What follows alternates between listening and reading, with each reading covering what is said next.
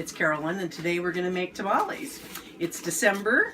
It's not the first day of winter, but we're pretty close. So here I have the corn husks, and what I'm doing is I'm separating them and putting them into a big bowl, and I'm going to pour the boiling water over them, and that will soften them up. And see how I've tried to separate them there. Here I've got my mixer, and I've got the masa, which is very different than cornmeal, and this is the stuff you have to use. And over here I have my broth that I made, and because I haven't got that much broth, I'm cutting it with a little bit of bouillon. And I'm going to mix this up with the butter, and we'll get back to you in a minute. Action. Okay, so I poured 2 things of boiling water over my corn husks, which I'm trying to soften. Not going to bring my hands, but you got to stick. See, I've separated them, and I've chosen the largest ones that I could find. And you should be able to buy these at any specialty store. In Victoria, you can buy them at the market on Yates. And over here, I've got the butter melting, and I'm going to have to add some more.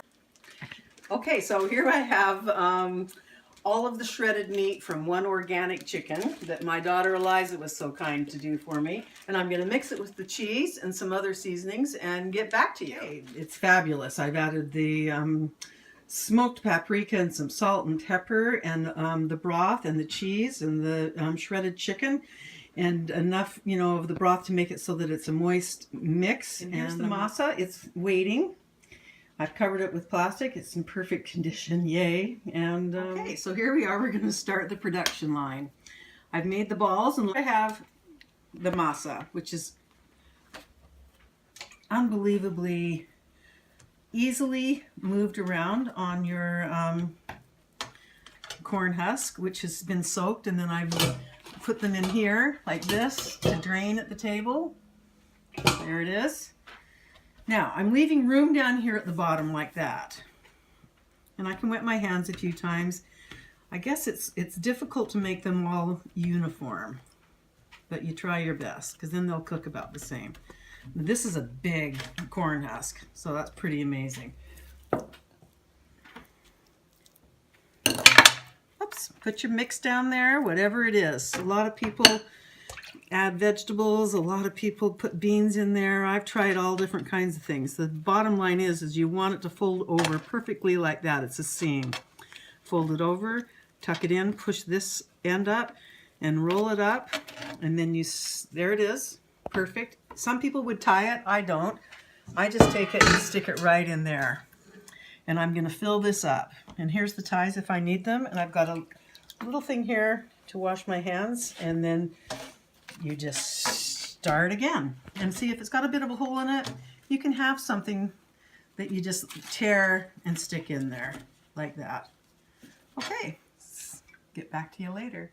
So I'm taking the masa and I'm sticking it to the side, this side that's closest to me. I'm filling it in there, and then I'm spreading and making sure that I leave quite a bit of space down at the bottom here. There it is. You can make it as thick or as thin as you want. Everybody has their particular ways. But I've got space down here, and I've got some space over here. I've had to hook 2 of these together this time. There's the mix. Now everybody will use their own type of mix, and everybody's way is better. I've heard people use the pork fat instead of butter in their masa. There, folded it over, perfect. Still have room there. Folding that over, folding this up, come with me, and folding it over. Now if I needed to, I could tie it with a string, which is, I'll just show you how I do that. And you do it loosely if you have to do it at all, just like that. Maybe tie it twice. And then here's how I'm sticking them in here. Now some of these I'm going to come along later and see how it's so big. I'm just going to cut it off like that. But for now I'm just sticking them in there, and I'll fill this up, and then we'll turn it upside into the steamer. All right, thanks. So here they are. I filled the steamer, And now I'm going to cut the tops off of all of those so they kind of cook evenly. And there they are. They're all cut, and it looks like there's about 18. Time to put them in the steamer. What I don't like about this steamer is that it's not deep enough. So you have to keep setting the timer and coming back about every 5 minutes and lifting it out, putting in some more water. Would prefer it if there was a deeper steamer pot. So you don't have to do that so often. I'm going to put them in there now. So I've got them in the steamer. I've got the timer set for 5 minutes, and I'll keep coming out over, lifting them out, putting the colander type thing on a plate, pouring more water in. It's very tedious. So we put them in the steamer at 1:30. So I've got my second steamer here on the table. It's bigger. I'm not sure if I'm going to have enough of the masa. Pretty sure I'm not. I'll have to make more of that. We'll see how it goes. Okay, so there it is. The masa's all the way here, closest to me. I flip it over, make sure that the two ends thing. Now see, I've been piecing these things together a little bit because things aren't, it's just the way it is. It's a creative process. Sliding it over. Gonna stick a piece of string on this one. Oh, there's my timer going, saying it's time to come and check the water.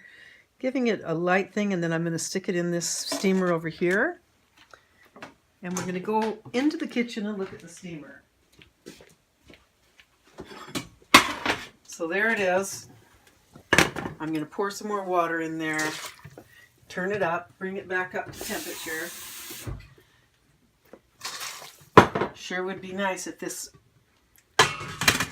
pan was a little deeper so that you didn't have to change the water so often.